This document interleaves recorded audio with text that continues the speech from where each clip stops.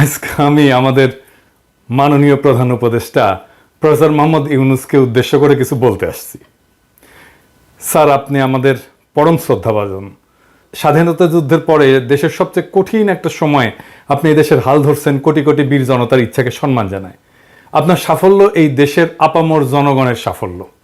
আমাদের প্রিয় মাতৃভূমি বাংলাদেশকে একটা স্বাধীন, সার্বভৌম এবং গণতান্ত্রিক রাষ্ট্র হিসেবে পুনঃপ্রতিষ্ঠিত করতে হলে আপনার সফল হওয়া ছাড়া আমাদের সামনে কিন্তু আর কোনো বিকল্প নাই স্যার।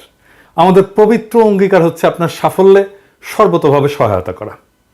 আমি সম্প্রতি বলছি যে দেশে এখন যেহেতু কোনো বিরোধী দল নাই, সেহেতু আমরাই একটা গঠনমূলক বিরোধী দলের ভূমিকা পালন করার চেষ্টা করব, অনেকটা শ্যাডো ক্যাবিনেটের মতো।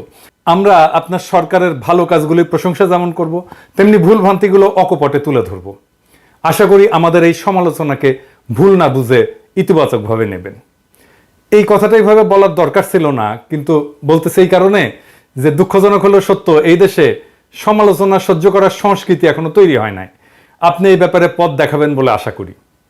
আজ আমাদের সাম্প্রতিক ইতিহাস থেকে কয়েকটা ঘটনার কথা উল্লেখ করব যা আপনার আগামী দিনগুলোর জন্য প্রাসঙ্গিক।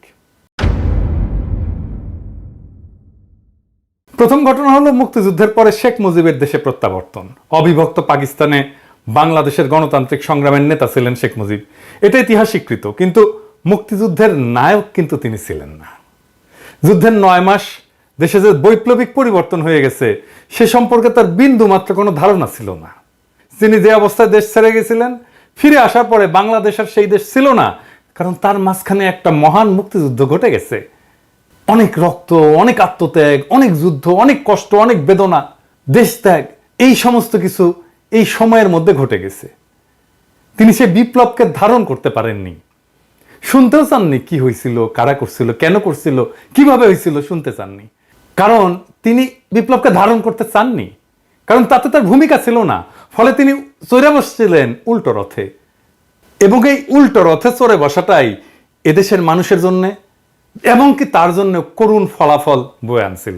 আমরা সবাই জানি। এটা একটা কঠিন সত্য, আপনি স্যার কিছু মনে করেন না। এইটার সাথে আপনারও মিল আছে মুজিবের এই ঘটনার সাথে।